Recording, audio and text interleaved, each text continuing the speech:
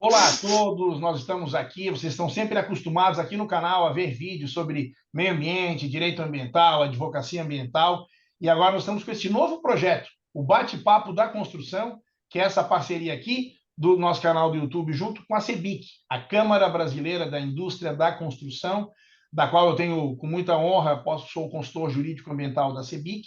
E a gente está fazendo esse projeto porque quem conhece sabe, a gente sempre fala, né, compartilhar conhecimento é uma obrigação, ainda mais para uma entidade como a CEBIC, que existe desde lá da década de 50, que congrega 28 sindicatos e associações nos 27 estados da nossa federação. Nossa CEBIC ela é composta por 10 comissões, mais o seu conselho jurídico, e uma dessas comissões, eu participo muito da Comissão de Meio Ambiente, como vocês sabem, mas uma dessas comissões, a Comissão de Infraestrutura, tem um papel muito relevante né, no pensar o Brasil e entender como é que a gente pode ter um desenvolvimento. E esse assunto é tão palpitante que o nosso bate-papo da construção de hoje vai tratar sobre infraestrutura. E quando esse assunto veio à pauta, sem falsa demagogia alguma, o primeiro nome que me veio à cabeça foi o meu distinto, querido amigo, meu irmão Ulisses Penacchio, advogado na área, brilhante advogado nessa área, uma referência, e acima de tudo com uma atuação no seu dia a dia muito forte. E então, como a gente realmente chama de bate-papo, é o que a gente quer, Ulisses, poder te ter aqui pela próxima meia hora, um pouco mais, um pouco menos, para que todo mundo possa ter o privilégio de te ouvir falando sobre essa área do direito aí que você tão bem trabalha, tão bem executa e consegue colocar projetos de pé, que é algo sempre muito importante para o desenvolvimento do nosso país. Então, eu quero, em meu nome, em nome da Comissão de Meio Ambiente da CEBIC e da CEBIC como um todo, agradecer muito, meu caro. Nós estamos aí no final do ano, é sempre uma época muito corrida, mas você ter tirado do seu precioso tempo para estar conosco, para poder nos brindar aí com a tua palavra. Muito obrigado por ter aceitado o convite, meu caro amigo. Eu que agradeço, Sais, um amigão do coração. Gosto demais de você, respeito demais a sua atuação profissional, né, uma referência na área ambiental. Temos clientes em comuns e é muito bacana trabalhar com você, porque eu sei da sua seriedade, da sua qualidade. Obrigado por me convidar e vamos bater um papo aí sobre esse assunto que é tão importante para o Brasil, né? É uma locomotiva que tem condições de puxar a economia do Brasil, que é a infraestrutura, né? Ah, Muito sem sombra. bacana. Muito obrigado pelo convite. Imagina, obrigado por ter aceitado, meu caro, sem sombra de dúvidas. Eu gosto muito dessa tua expressão, né, da locomotiva. De fato, esse é um setor que ele aquecido aquece todos os demais dentro da CEBIC, quando a gente fala da indústria da construção e do mercado imobiliário, com certeza o setor de infra é algo que aquece ou desaquece, né? A locomotiva andando, o trem anda, meu caro. Mas eu queria te perguntar, né, Ulisses, você aí no escritório, no PMMF Advogados, vocês têm uma atuação muito prática, eu sei, como você bem disse, a gente trabalha junto em algumas questões com alguns clientes. Como é que você foi para esse ramo do direito? Como é que houve esse seu interesse e como é que você caiu para trabalhar com essa área, né, que ela tem tantos desafios, é tão apaixonante, mas ela tem muitas especificidades. Conta um pouquinho para a gente como é que você começou nessa trajetória que hoje você se encontra, meu caro. Bom, bem sinteticamente, né? Eu venho de um escritório que tem um viés imobiliário, né? Eu comecei fazendo tributário imobiliário, depois migrei para o contencioso imobiliário. Então eu tenho essa pegada imobiliária, né? Trabalhei com ele com nomes que são bastante referência nesse setor. E lá para os idos do ano 2000, eu já era formado, né? Você percebe aqui pelos cabelinhos, poucos cabelos brancos que me restam, já era formado lá no ano 2000, e surgiu uma questão no escritório que nasceu imobiliária. Ela nasceu com a aquisição de uma fazenda no interior do Rio de Janeiro. Então, meu escritório fez a atuação para a aquisição dessa fazenda, só que a utilização dessa fazenda foi para a construção de um aterro sanitário, porque à época a Prefeitura do Rio estava fazendo uma licitação para contratar um aterro sanitário privado para substituir o aterro de Gramacho, o famoso aterro de Gramacho, né? Que a gente tem filme sobre isso, que não é muito bem um aterro, né? É um lixão. À época a situação estava extremamente crítica, tinha risco de rompimento do lixo que estava depositado lá, Então a prefeitura fez essa licitação e meu cliente comprou essa fazenda exatamente para nessa fazenda construir o aterro sanitário e participar da licitação. Então, nesse primeiro trabalho, eu tive a oportunidade de começar a trabalhar com essa área, que é uma área de saneamento. Né? O aterro sanitário é uma das áreas da infraestrutura relacionada ao saneamento. E trabalhei no licenciamento ambiental, não o que você faz com excelência, né? Na verdade, o cliente ele tocava o licenciamento e sempre que dava algum problema, eu entrava para tentar achar uma solução, hora judicial, hora administrativa, enfim, buscar soluções criativas lá para tentar resolver. Trabalhei também na aprovação do licenciamento perante a prefeitura, né? Alvará de construção, enfim, todas as licenças que são necessárias. E eu comecei a me apaixonar por essa área de infraestrutura. Porque é uma coisa, né, que a gente vê acontecer. Você sabe isso melhor que eu, né, Saez? Você trabalha no licenciamento de um empreendimento de grande porte, você obtém lá a licença a licença prévia, a licença de instalação, a licença de operação, e a gente vê o negócio sair do papel e começar a ser construído. Isso é lindo demais. Primeiro que você vê que isso gera muito emprego, né? Então você vê muita gente sendo contratada, muita gente com a mão na massa, você vê a transformação local, né? O que muitas vezes é uma área degradada, se transformando num polo de desenvolvimento, né? De prosperidade para aquelas pessoas que estão naquela região. E isso foi assim me apaixonando, né? E eu não conseguia mais sair dessa área, eu não conseguia mais voltar a pensar, fazer lá o tributário, todo respeito aos tributaristas, né? Mas eu não conseguia mais pensar em voltar para alíquota, para base de cálculo. Eu queria ver obra sendo feita e obra de grande porte.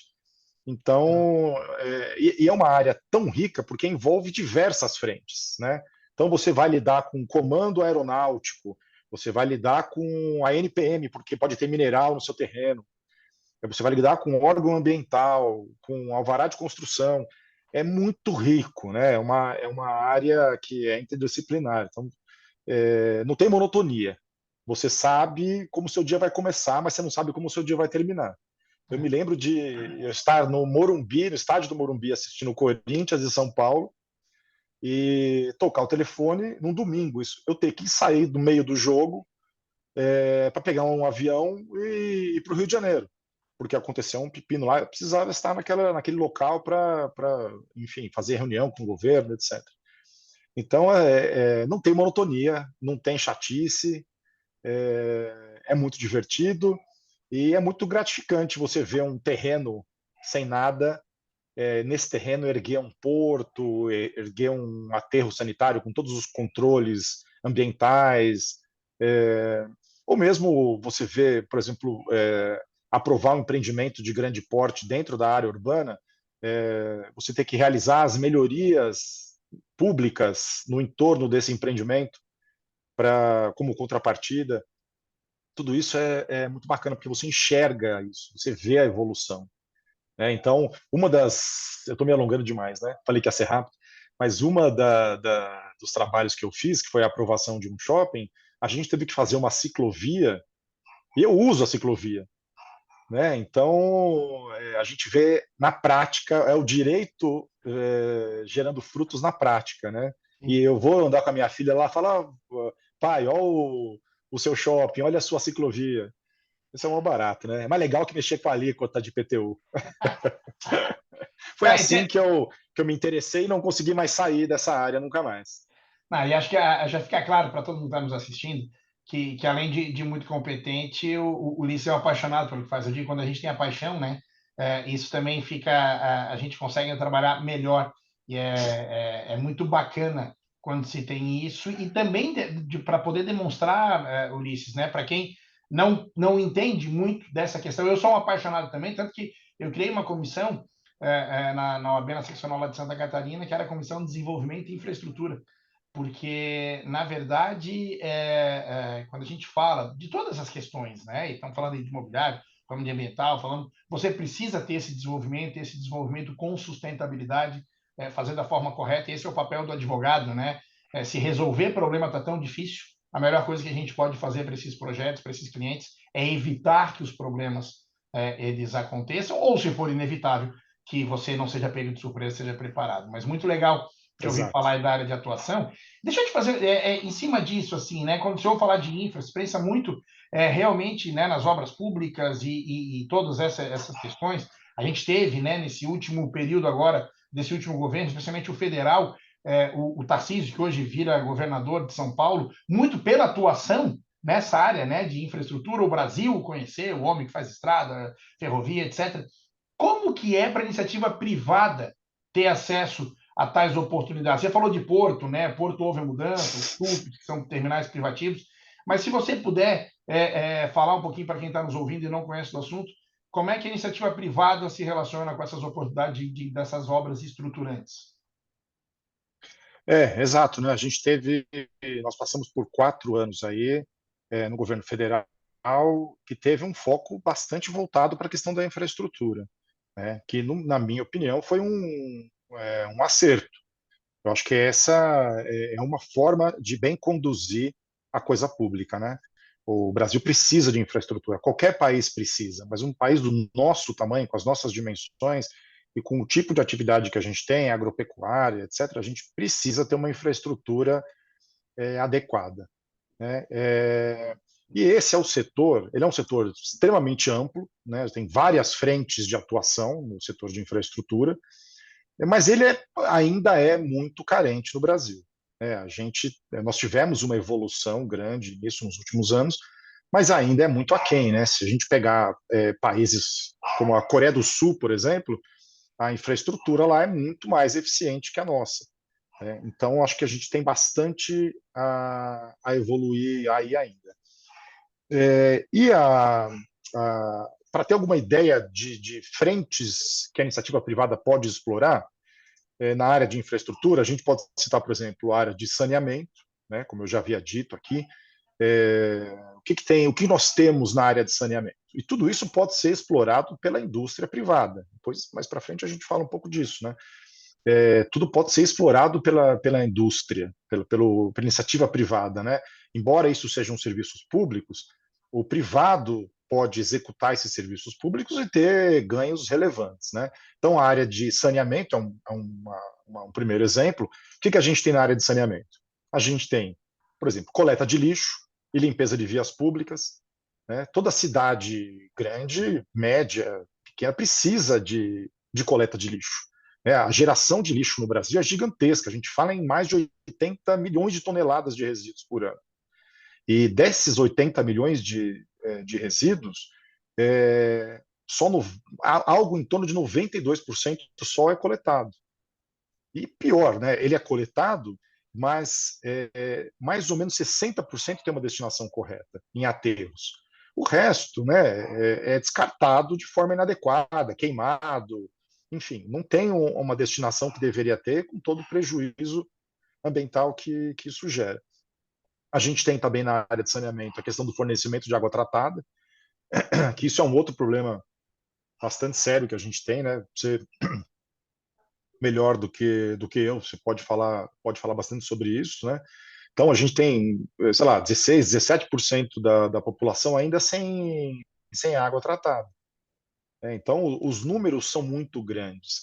Tem muito desperdício dessa água tratada também, né? Então a gente tem redes com problema de vazamento, tem gato, né? Aquelas ligações clandestinas, tem erro de leitura que acarreta perda de receita também para quem presta o serviço, né? Para quem presta esse serviço. Enfim, tem muita deficiência ainda a ser suprida, né? Coleta e tratamento de esgoto doméstico industrial também a gente tem déficit e é uma oportunidade.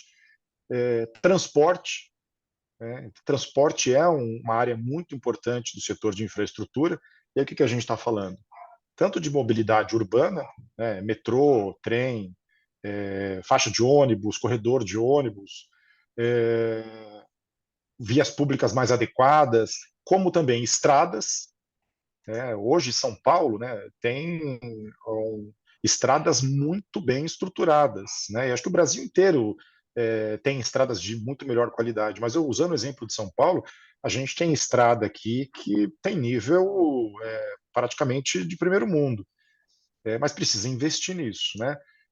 Aeroportos também, né? Nós tivemos uma melhoria substancial aí por, por conta da Copa do Mundo, dos Jogos Olímpicos, né?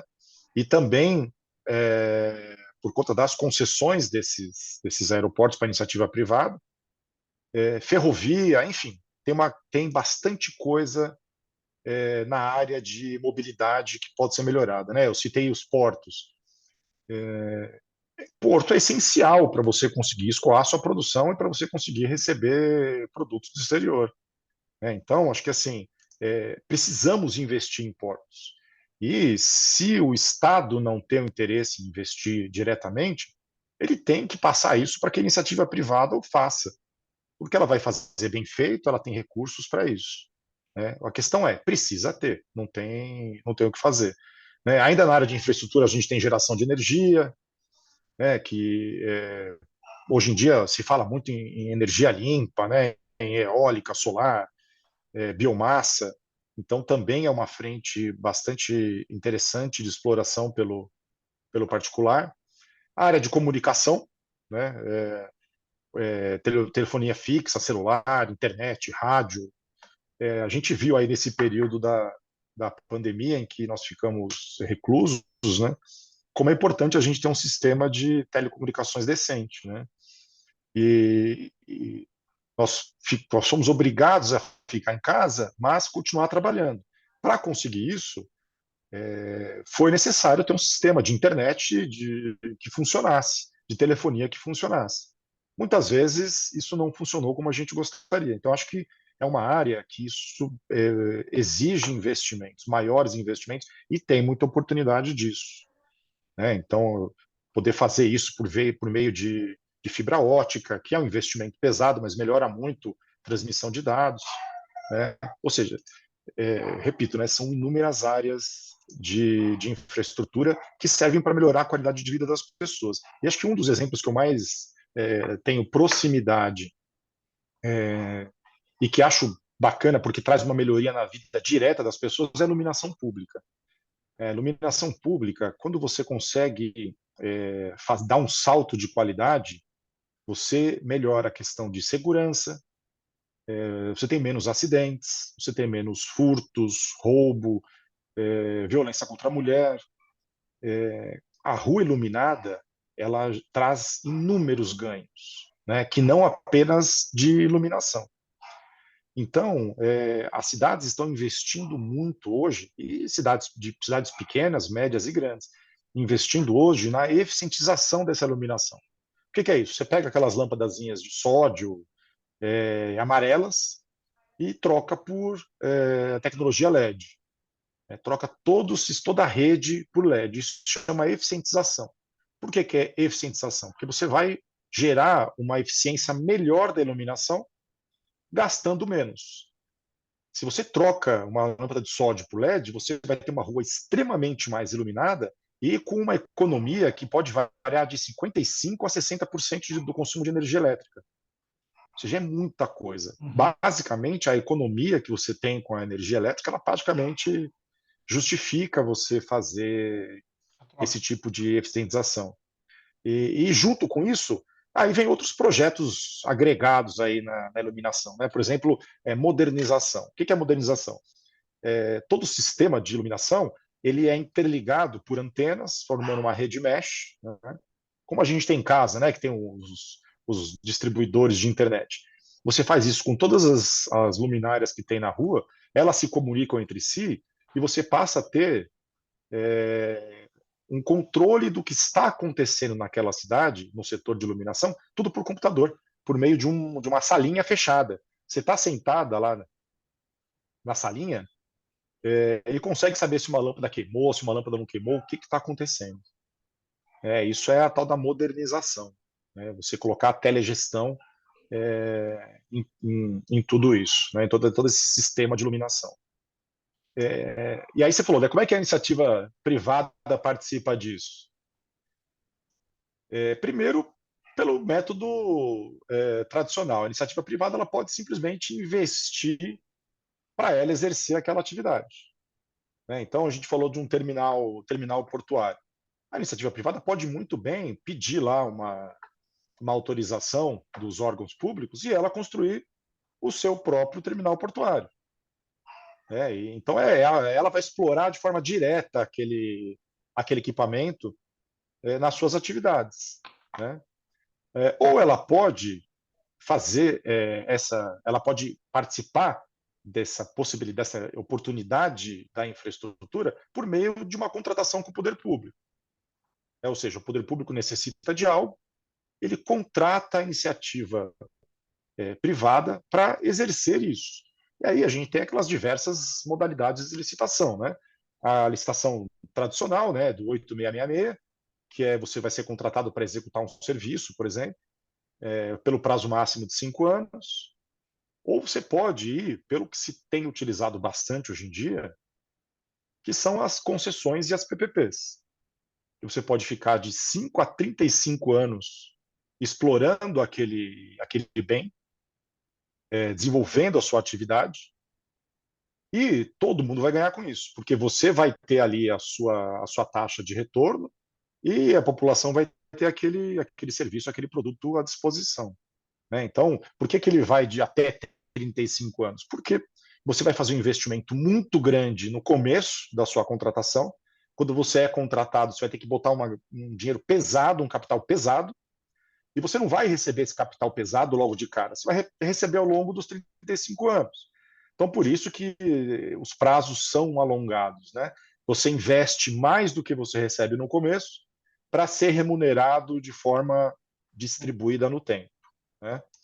E aí você tem, para essas licitações, o que você tem que fazer? Ficar esperto na publicação dos editais.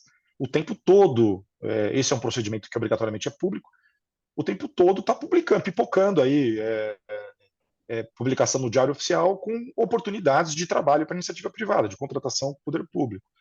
O tempo todo, né? Isso, se fizer uma pesquisa, você vai ver que são inúmeras as possibilidades. Mas você pode também, a iniciativa privada pode também ser um pouco mais reativa, né? E como que ela pode fazer isso? Tem um tal de um procedimento de manifestação de interesse, né? Então, a iniciativa privada ela vai desenvolver para o poder público estudos de viabilidade de alguma contratação, futura contratação. Então, parte da iniciativa privada olhar uma oportunidade, olhar alguma coisa que o poder público está carente, fazer os estudos, fazer os levantamentos, levantar custo, levantar tecnologia, investigar solo, saber qual é a tecnologia mais moderna que se usa hoje, qual projeto tem que fazer.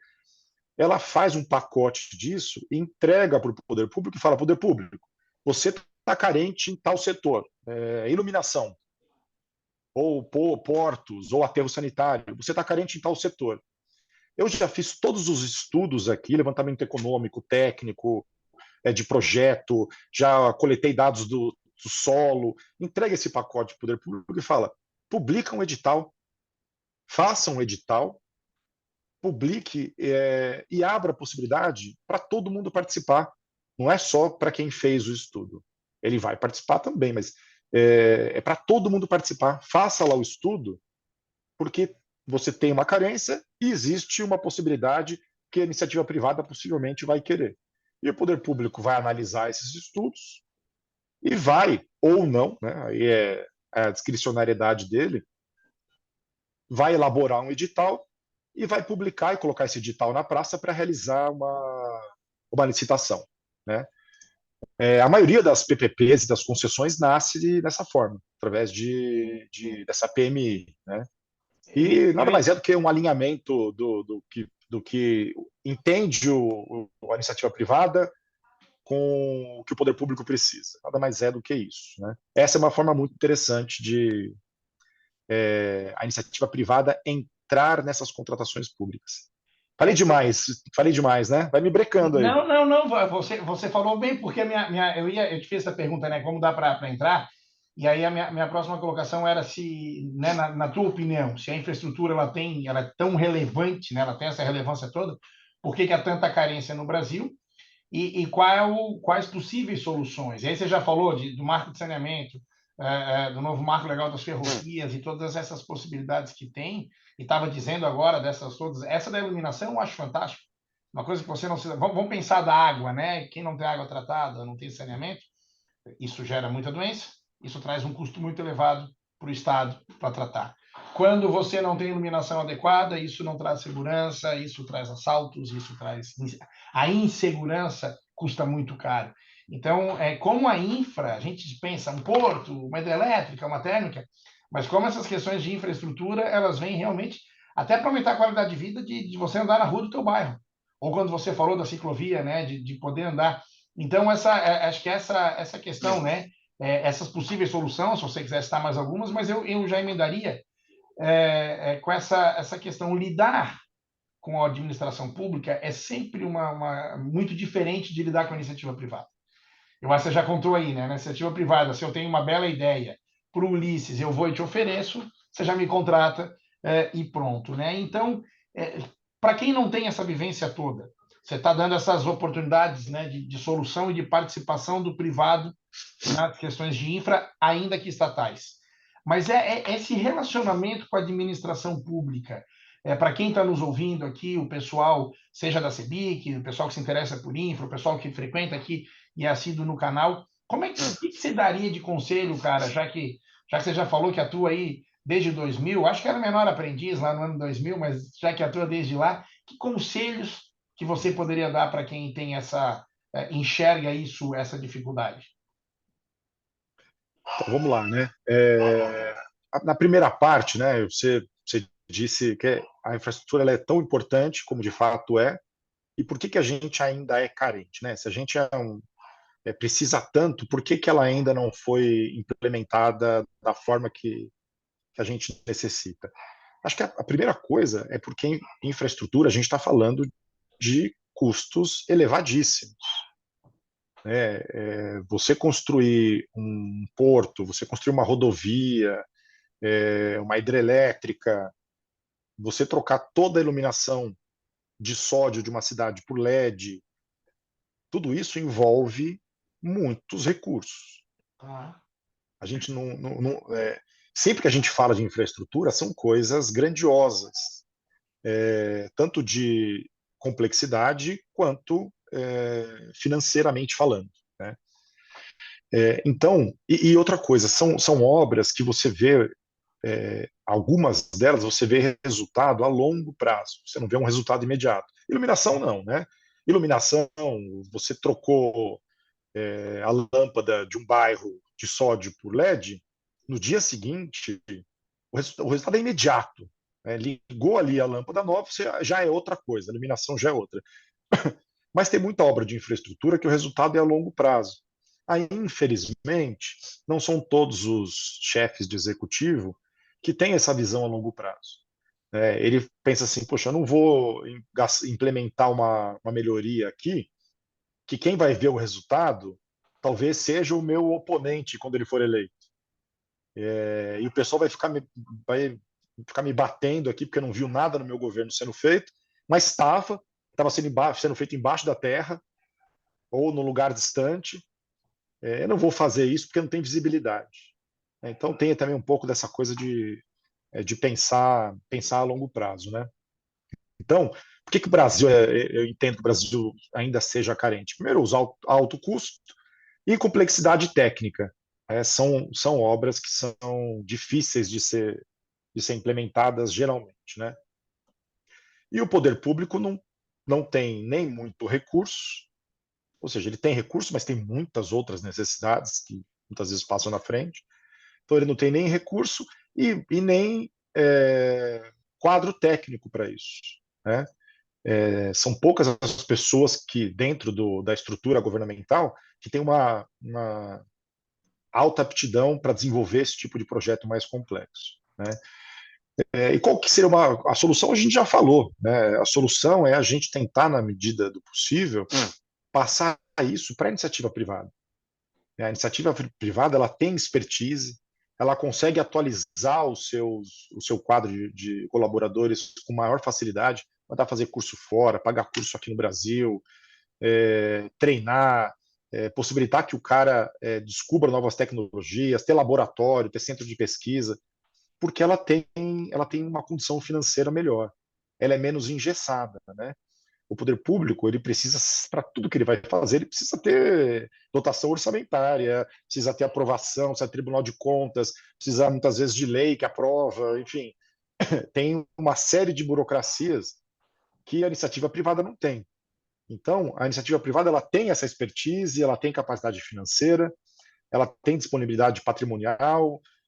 Então, acho que uma solução na medida do possível, a gente sempre oportunizar que essas melhorias de infraestrutura sejam executadas pela iniciativa privada. Mas para isso a gente precisa, para que a iniciativa privada tenha interesse em assumir essas obras públicas, que são serviços que são caros, que você vai colocar o dinheiro na frente e só vai receber no prazo de 20, 30 anos, você precisa de um ambiente de bastante segurança jurídica, né? Você precisa ter certeza que a troca de mandatos não vai prejudicar o seu contrato. Você precisa confiar que o seu contratante ele vai ter condição de honrar suas obrigações. E aí a gente vem numa série de questões como o poder público ter responsabilidade fiscal, né? Não gastar mais do que arrecada, porque isso gera segurança no investidor que vai colocar dinheiro aí a longuíssimo prazo, né? Você sabe que no episódio anterior a gente conversou sobre direito imobiliário com o nosso querido amigo Olivar Vitali, e quando eu perguntei para ele dos desafios, que ele achava que, né, as mudanças que ocorreram na área imobiliária, o que para frente, ele disse que ele esperava, e aí ele ressaltou não só para a área imobiliária, mas como sociedade, como país, segurança jurídica. Porque isso realmente, a insegurança jurídica faz com que o investimento não venha, ou venha muito mais caro, né? Porque é aquela questão, você disse, tomar risco. Maravilha, eu estou acostumado a tomar risco, mas eu também calculo e mensuro esse meu risco. E nessa questão, falando de risco, falando de mensurar, meu caro, e até pela tua experiência e os projetos que eu sei que você já participou, e a gente já chegando ao fim aqui do nosso excelente bate-papo, mas eu queria te perguntar como lidar com as questões. E aqui eu vou te dizer, você vai ter que ser breve, porque senão a gente fica as próximas 2 horas com essa pergunta. Como lidar com as questões ambientais no licenciamento de grandes obras estruturantes, né? Essa dificuldade. A gente sabe que o único desenvolvimento possível é o desenvolvimento sustentável, é o que leva em consideração, né, o tripézinho lá, questão ambiental, social e econômica, mas nesses projetos, quanto desse risco, dessa dificuldade da questão ambiental e como lidar melhor com isso, meu caro? Qual é a tua visão prática disso? Olha, esse talvez seja um maior gargalo que a gente tem na implantação de uma infraestrutura, o aspecto ambiental. Nós que lidamos aí com a área de infraestrutura, a gente não consegue dar um passo adiante sem uma boa assessoria ambiental. E aí, eu não estou puxando a sardinha para o seu lado, porque você me convidou para vir aqui falar. É porque realmente não dá. Não é possível fazer nada sem uma assessoria bastante competente na área ambiental. Eu tenho um cliente meu que é amigo, né? A gente sai para tomar cerveja junto, e ele falou o seguinte: quando eu vou entrar em um projeto, ele só trabalha com infraestrutura. Ele fala: a primeira coisa que eu defino são os advogados. Depois eu vou ver o resto. Primeiro eu pego o advogado e falo assim: ó, me dá o parecer aqui legal, se isso aqui fica em pé, se isso aqui não fica em pé. Depois eu vou atrás de dinheiro para fazer, depois eu vou atrás de engenheiro. E eu acho que, assim, e na área ambiental isso tem especial relevo. Então, você vai querer construir um porto, você vai querer construir um aterro sanitário, se tiver risco de não conseguir o licenciamento ambiental, você não deve nem começar o projeto. Então, esse, para mim, é o passo 1. a questão ambiental ela é primordial. Ela é primordial e vai cada vez ser mais, porque o Brasil é vitrine, né? A gente é observado o tempo todo. Então, empresas que têm condição financeira de fazer obras de infraestrutura, que são obras de grande porte, portanto, são empresas de grande porte, elas têm uma preocupação muito grande com a sua imagem, muito grande com, Sim. inclusive, com os financiamentos que ela vai obter para fazer aquela obra, né? Os bancos hoje em dia não financiam obra que tem algum risco ambiental. Então, eu vejo assim, para mim, infraestrutura e ambiental são coisas absolutamente indissociáveis. Elas caminham juntas. Eu nunca passei por nenhum empreendimento até hoje que parte substancial não fosse ambiental. É óbvio que tem inúmeras outras frentes, tem a parte arqueológica, do IFAM, mineral, que pode ter lá no seu imóvel, mas assim, ambiental, para mim, é uma das mais relevantes. Entender se a E alternativa se a gente não locacional. tiver bem assessorado, Fechou teu microfone, Ulisses. Acho que você bateu aí sem querer, fechou. Maravilha. Eu estava dizendo, é uma questão de entender se a alternativa locacional escolhida comporta aquele projeto, né? O projeto pode ter viabilidade, mas não no local escolhido. Meu caro, ouvir falar sobre esse assunto, ouvir falar com essa paixão, é algo aí que com certeza a todo mundo que está nos assistindo tocou muito. Eu queria, mais uma vez, agradecendo em meu nome, como consultor jurídico ambiental da CEBIC, em nome da CEBIC, da Comissão de Meio Ambiente, agradecer a tua vinda, meu caro. Eu tenho certeza que não só para a Coinfra, mas para todas as demais comissões e para o pessoal aqui do canal, foi muito rico. E te agradecendo, eu queria te passar a palavra para você deixar uma mensagem final, especialmente aí para o ano que se inicia esse novo momento, como é que você está vendo isso, e aí você já também pode fazer suas considerações finais e se despedir, meu caro. Muito obrigado mais uma vez por ter aceitado o convite e dar do tempo que é sempre tão caro e querido, ainda mais nessa época do ano. bom, eu sou um eterno otimista, né? Eu acho que o ano que vem, os próximos anos aí serão anos bastante prósperos, né? Eu acho que se a gente pegar o exemplo aqui do estado de São Paulo, né, que elegeu um governador que tem um viés voltado à Sim. área da infraestrutura, se ele conseguir concretizar os planos dele, ele vai trazer muito emprego, muita arrecadação, muita oportunidade de trabalho aqui para o estado. E assim acontecendo, eu acho que outros governos vão querer replicar esse modelo, porque é um modelo de sucesso, né? Então, assim, eu estou muito esperançoso que nós teremos períodos prósperos aí. Mas para isso é o que a gente falou, né, Sais? A gente precisa de segurança jurídica, a gente precisa de estabilidade, senão ninguém vai querer investir no Brasil, né? Isso é muito importante que todos colaborem nesse sentido, né? Todos os poderes e a iniciativa privada. E acho importante, e a gente aqui falando pela CEBIC, né, como entidade, também trabalhar com isso, e por isso que é tão importante, uma frase que eu sempre digo, que compartilhar conhecimento é uma obrigação. Eu queria também por isso te agradecer, meu caro, porque é um assunto extremamente importante.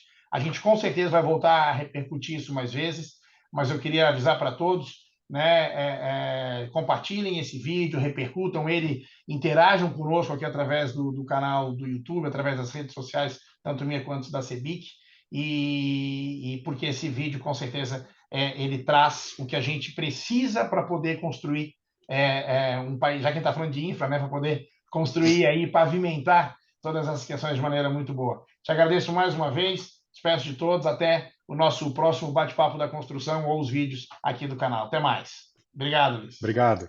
Abraço.